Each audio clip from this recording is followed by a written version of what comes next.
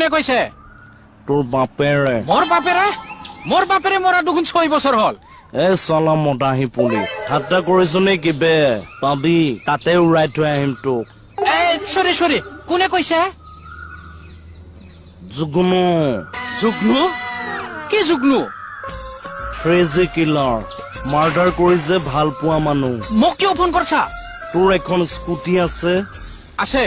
ৰঙৰ ফাইনেন্সৰ স্কুটি ল'ব জানো EMI মাৰিব নাজানো বে 2 মিনিটৰ ভিতৰত যে EMI মাৰি ক্লিয়াৰ কৰ অকে